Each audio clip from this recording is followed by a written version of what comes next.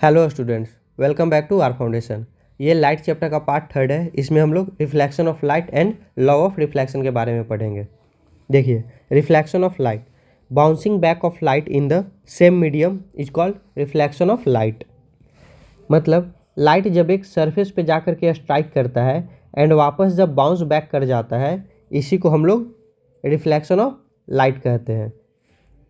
ये जो light bounce back कर रहा है, ये सेम मीडियम में ही बाउंस बैक करना चाहिए, तभी ये रिफ्लेक्शन होगा। नहीं तो हम लोगों ने पढ़ा है कि जब लाइट एक मीडियम से दूसरे मीडियम में जाता है तो उस केस में लाइट का स्पीड चेंज हो जाता है एंड उस केस को रिफ्रैक्शन ऑफ लाइट कहा जाता है। तो रिफ्लेक्शन एंड रिफ्रैक्शन में डिफरेंस है। रिफ्लेक्शन में मीडियम सेम होता है एंड रिफ्रैक्शन में मीडियम डिफरेंट हो जाता है, एंड मीडियम डिफरेंट होने के वजह से लाइट का स्पीड चेंज हो जाता है। बट रिफ्लेक्शन के केस में जिस स्पीड से लाइट जाता है उसी स्पीड से वापस भी आता है। एंड ये रिफ्लेक्शन ऑफ लाइट एक बहुत इंपॉर्टेंट फिनोमेना है। इसी के वजह से हम लोग नॉन ल्यूमिनस ऑब्जेक्ट को देख पाते हैं, क्योंकि अगर रिफ्लेक्शन नहीं होता तो नॉन ल्यूमिनस ऑब्जेक्ट लाइट को रिफ्लेक्ट नहीं कर पाता, एंड जब लाइट रिफ्लेक्ट नहीं होता तो नॉन ल्यूमिनस ऑब्जेक्ट से लाइट हमारी आंखों तक नहीं पहुंचती और हम लोग नॉन ल्यूमिनस ऑब्जेक्ट को नहीं देख पाते। मतलब जैसे ये मान लीजिए आपका बुक है, अगर ये रिफ्लेक्ट नहीं करता लाइट को तो लाइट इस पे जाता एंड ये रिफ्लेक्ट होकर के आपकी आंखों तक नहीं पहुंचता, तो जब लाइट पहुंचता ही नहीं तो आप लोग इसको देख नहीं पाते। तो रिफ्लेक्शन ऑफ लाइट एक बहुत इंपॉर्टेंट फिनोमेना है। इसी की वजह से हम लोग ऑब्जेक्ट को देख पाते हैं, नॉन ल्यूमिनस ऑब्जेक्ट को देख पाते हैं रिफ्लेक्शन ऑफ लाइट की वजह से। बाकी ल्यूमिनस ऑब्जेक्ट के पास तो खुद का लाइट होता है जो कि हमारी आंखों तक डायरेक्ट पहुँच जाता है, जिसकी वजह से हम लोग ल्यूमिनस ऑब्जेक्ट को देख पाते हैं। तो देखिए, रिफ्लेक्शन ऑफ लाइट से रिलेटेड कुछ टर्म है: इंसिडेंट रे, रिफ्लेक्टेड रे, point of incidence and normal, and angle of incidence and angle of reflection. ये सब के बारे में भी हम लोग पढ़ेंगे। ये देखिए, ये एक प्लेन सरफेस है, इस पे एक रे आकर के स्ट्राइक किया।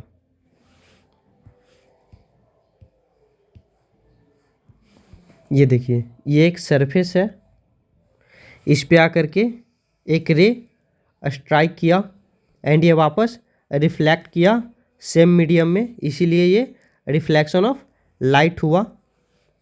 तो ये जो रे आकर के स्ट्राइक किया, इस रे को इंसिडेंट रे बोलते हैं, एंड ये जो यहाँ रे वापस रिफ्लेक्ट किया इस पे स्ट्राइक होने के बाद, इस रे को रिफ्लेक्टेड रे बोलते हैं।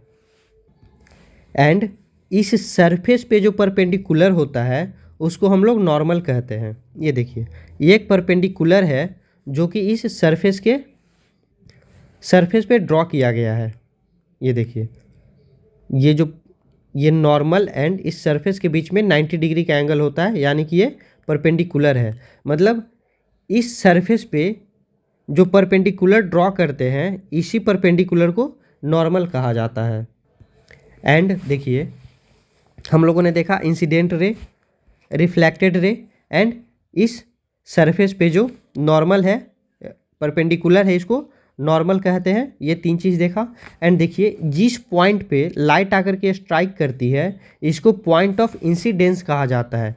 इंसिडेंट रे जिस पॉइंट पे आकर के स्ट्राइक करे उस पॉइंट को पॉइंट ऑफ इंसिडेंस कहा जाता है। एंड ये इंसिडेंट रे एंड नॉर्मल के बीच में जो एंगल बनता है इसको एंगल ऑफ इंसिडेंस बोलते हैं।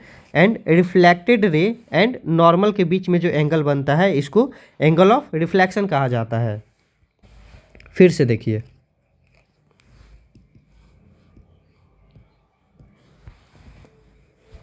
ये जो लाइट आकर के सरफेस पे स्ट्राइक किया इसको इंसिडेंट रे कहते हैं। ये जब वापस रिफ्लेक्ट किया ये रिफ्लेक्टेड रे हो गया। एंड इस सरफेस पे जो परपेंडिकुलर होता है इसको नॉर्मल कहा जाता है। एंड जहाँ पे ये इंसिडेंट रे स्ट्राइक करता है इस पॉइंट को पॉइंट ऑफ इंसिडेंस कहा जाता है। इस नॉर्मल एंड इंसिडेंट रे के बीच का जो एंगल होता है इसको एंगल ऑफ इंसिडेंस कहा जाता है। एंड नॉर्मल एंड रिफ्लेक्टेड रे के बीच का जो एंगल होता है इसको एंगल ऑफ रिफ्लेक्शन कहा जाता है। ये सारा टर्म आप लोग याद कीजिए, क्योंकि लॉ ऑफ रिफ्लेक्शन में ये आप लोगों को हेल्प करेगा। मतलब जब तक ये सारे टर्म को आप लोग नहीं जानिएगा तब तक आप लोगों को लॉ ऑफ रिफ्लेक्शन नहीं पता चल पाएगा, नहीं समझ पाइएगा। तो डिफिनीशन देखते हैं अब इसका। Incident ray, a ray of light that falls on any surface is called incident ray. Light का मतलब अ रे ऑफ लाइट जो कि सरफेस पे फॉल करता है उसको इंसिडेंट रे कहा जाता है। द इंसिडेंट रे बाउंसिंग बैक, जो इंसिडेंट रे बाउंस बैक करता है in same medium after striking the reflecting surface is called reflected ray. देखिए ये एक रिफ्लेक्टिंग सरफेस है, तभी तो ये लाइट को रिफ्लेक्ट किया। अगर ट्रांसपेरेंट होता तो ये लाइट जब इस पे आता तो ये इस तरह से क्रॉस कर जाता। तो ये जो रिफ्लेक्ट किया रे इसको रिफ्लेक्टेड रे कहा जाता है। नेक्स्ट है पॉइंट ऑफ इंसिडेंस, जिस पॉइंट पे लाइट आकर के स्ट्राइक करता है, फॉल करता है, इसको पॉइंट ऑफ इंसिडेंस कहा जाता है। Normal, an imaginary line draw perpendicular to the surface. इस सरफेस पे जो लाइन हम लोग ड्रॉ किए हैं ये एक इमेजिनरी लाइन होता है, मतलब एक्चुअल में ऐसा कोई रे तो होता नहीं है, इसको हम लोग इमेजिन कर लेते हैं कि एक परपेंडिकुलर ड्रॉ किया गया है, तो इसको नॉर्मल कहा जाता है। नेक्स्ट है एंगल ऑफ इंसिडेंस, जो angle formed by the incident रे and normal. Incident ray and normal के बीच जो एंगल होता है वो angle of incidence. And angle of reflection, the angle formed by the reflected ray and the normal is called the angle of reflection. तो normal and reflected रे के बीच में जो एंगल बनेगा वो एंगल ऑफ रिफ्लेक्शन हो गया। ये देखिए एंगल ऑफ इंसिडेंस को आई से डिनोट किया जाता है एंड एंगल ऑफ रिफ्लेक्शन को आर से डिनोट करते हैं। I for incidence and r for reflection. तो इस रिफ्लेक्शन से रिलेटेड अब लॉ हम लोग देखेंगे। हम लोगों को 2 लॉ पढ़ना है इस रिफ्लेक्शन से रिलेटेड। तो देखिए फर्स्ट लॉ है, when a ray of light falls on a plane, a smooth surface, it is reflected in the same medium in such a way that the angle of incidence is equal to the angle of reflection. When a ray of light fall on a plane, a smooth surface, it reflected in the same medium. जब light का एक रे आकर के एक smooth surface पे strike करता है तो वो सेम मीडियम में रिफ्लेक्ट करता है। एंड ये जो रिफ्लेक्ट करता है इस केस में angle of incidence and angle of reflection जो होता है हमेशा इक्वल होता है। यही फर्स्ट लॉ ऑफ रिफ्लेक्शन है। फर्स्ट लॉ ऑफ रिफ्लेक्शन ये कहता है कि जब एक रे इंसिडेंस करता है, एक रे जब एक सरफेस पे आकर के स्ट्राइक करता है एंड वो बाउंस बैक करता है सेम मीडियम में, उस केस में angle of incidence and angle of reflection हमेशा इक्वल होता है। ये दोनों एंगल हमेशा इक्वल होगा। ये हो गया फर्स्ट लॉ ऑफ रिफ्लेक्शन। देखिए angle of incidence is equal to the angle of reflection, ये फर्स्ट लॉ हो गया। एंड सेकेंड लॉ है the incident ray, reflected ray and the normal always lie in the same plane. देखिए incident ray, reflected ray and normal ये हमेशा इस same plane पे ही होगा। ये जो प्लेन है जहाँ पे incident ray, normal and reflected ray meet करता है, ये प्लेन हमेशा सेम होता है। ऐसा नहीं कि इंसिडेंट रे इस प्लेन पे आकर के स्ट्राइक करेगा एंड रिफ्लेक्ट होगा इस प्लेन से एंड नॉर्मल को आप इस प्लेन पे ड्रॉ कीजिएगा, ऐसा नहीं होता। ये तीनों सेम प्लेन पे लाई करता है। ये हो गया सेकेंड लॉ। तो फर्स्ट लॉ हो गया कि angle of incidence and angle of reflection equal होता है। सेकेंड है कि incident ray, reflected ray and normal हमेशा सेम प्लेन पे लाई करता है। बट देखिए जब लाइट नॉर्मल के लॉन्ग फॉल करेगा तब क्या होगा। ये सरफेस है, ये लाइट स्ट्राइक किया, ये वापस इस तरह से जाएगा एंड ये नॉर्मल है। ये दोनों केस, ये दोनों एंगल बराबर होगा एंड ये तीनों सेम प्लेन पे लाई करेगा। बट अगर लाइट जो है वो नॉर्मल के थ्रू ही फॉल करे, ये नॉर्मल है एंड इसी के थ्रू अगर लाइट फॉल करेगा तो ये वापस इसी पे रिफ्लेक्ट कर जाएगा। जब नॉर्मल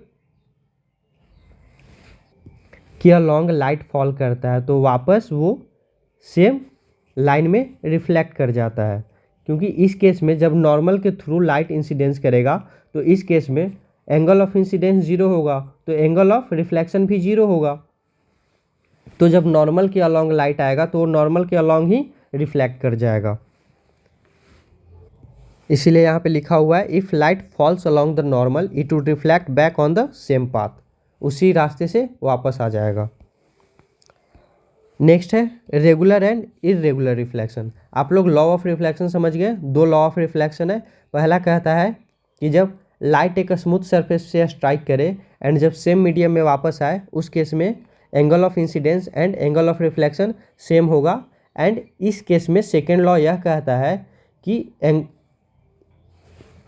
जो इंसिडेंट रे होता है, नॉर्मल होता है एंड रिफ्लेक्टेड रे होता है, वो तीनों सेम प्लेन पे लाई करता है। अब नेक्स्ट देखते हैं regular reflection. When a beam of parallel रे of light fall on a smooth and highly polished surface, almost entire light get reflected in the same medium in a definite direction. This kind of reflection is called regular reflection. ये देखिए, जब एक beam of light मतलब beam of रे of light मतलब एक से ज़्यादा रे जब एक हाईली पॉलिश्ड या स्मूथ सरफेस पे स्ट्राइक करता है तो ये रिफ्लेक्ट करता है सेम मीडियम में एंड इन डिफिनिट डायरेक्शन। ऐसा नहीं है कि ये सारा यहाँ पे इंसिडेंट किया एंड ये रिफ्लेक्ट इधर उधर कर जाएगा। जब ये स्मूथ सरफेस होता है, ये जब सरफेस स्मूथ होता है तो इस केस में जो भी इंसिडेंट रे होता है ये सारा सेम मीडियम में रिफ्लेक्ट कर जाता है एंड एक पार्टिकुलर डायरेक्शन में रिफ्लेक्ट करता है। अगर ये इंसिडेंट रे सारा पैरेलल है तो ये जो रिफ्लेक्ट भी होगा तो सारा पैरेलली ही रिफ्लेक्ट होगा। तो ऐसे रिफ्लेक्शन को हम लोग रेगुलर रिफ्लेक्शन बोलते हैं। बट अगर ये सरफेस स्मूथ नहीं है, ये सरफेस इरेगुलर है, तो इस केस में जब लाइट इंसिडेंट करता है तो ये एक रेगुलर डायरेक्शन में एक फिक्स डायरेक्शन, एक डिफिनिट डायरेक्शन में रिफ्लेक्ट नहीं करता है।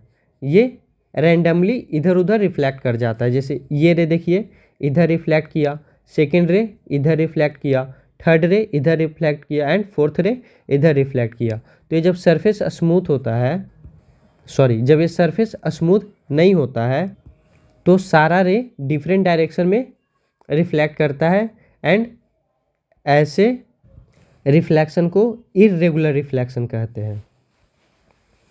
देखिए, when a beam of parallel light fall on rough and uneven surface, the light get reflected in different direction. This kind of reflection is known as irregular or diffused reflection. ऐसे reflection को ही diffused reflection भी कहा जाता है। मतलब irregular reflection and diffused reflection same होता है। We see our image formed by a mirror due to the phenomena of regular reflection. हम लोग मिरर में अपना चेहरा रेगुलर रिफ्लेक्शन के वजह से ही देख पाते हैं।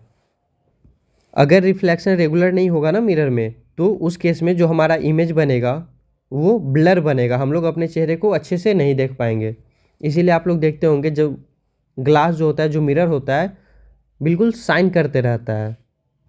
ये बिल्कुल स्मूथ सरफेस होता है जिसकी वजह से इस पर रेगुलर रिफ्लेक्शन होता है एंड हम लोग अच्छे से अपने चेहरे को इसमें देख पाते हैं। बट कोई वैसा ऑब्जेक्ट जो कि रफ हो बट शाइन कर रहा हो, इस केस में जब आप अपना इसमें चेहरा देखिएगा तो क्लियरली आपको नज़र नहीं आएगा, क्योंकि उस केस में इरेगुलर रिफ्लेक्शन होता है। ये सरफेस उतना स्मूथ नहीं होता जो कि लाइटों को सारे लाइट को एक डिफिनिट डायरेक्शन में रिफ्लेक्ट करा सके। मतलब जब रेगुलर रिफ्लेक्शन होता है इस केस में हम लोग अपना इमेज देख पाएंगे एंड जब इरेगुलर रिफ्लेक्शन होगा उस केस में जो इमेज का फॉर्मेशन होगा वो ब्लर होगा। We are able to see things comfortably because of irregular reflection. देखिए, रेगुलर रिफ्लेक्शन होने की वजह से हम लोग शीशे में अपना चेहरा देख पाते हैं, बट इरेगुलर रिफ्लेक्शन होने की वजह से हम लोग बाकी चीज़ों को अच्छे से देख पाते हैं। अगर मान लीजिए आपका बुक जो है उसमें रेगुलर रिफ्लेक्शन होता तो बुक इतना शाइन करता कि हम लोग बुक को अच्छे से देख ही नहीं पाते। तो हम लोग चीज़ों को इसलिए आसानी से देख पाते हैं क्योंकि वो इरेगुलर रिफ्लेक्शन करवाता है। घर में जो फर्नीचर होता है उसमें भी अगर रेगुलर रिफ्लेक्शन होने लगे तो उस ऑब्जेक्ट को हम लोग अच्छे से नहीं देख पाएंगे, वो बहुत शाइन करता रहेगा। कर्टेन, ये सारा चीज़ का सरफेस जो है रफ होता है, जिसके वजह से इस पर इरेगुलर रिफ्लेक्शन होता है एंड हम लोग ये सब सारी चीज़ों को अच्छे से देख पाते हैं। तो नेक्स्ट टॉपिक हम लोग नेक्स्ट वीडियो में कवर करेंगे। इस चैप्टर का PDF डिस्क्रिप्शन में दिया गया टेलीग्राम चैनल पे मिल जाएगा। आप लोग वीडियो को लाइक कीजिए, शेयर कीजिए एंड चैनल को सब्सक्राइब कीजिए। Thank you.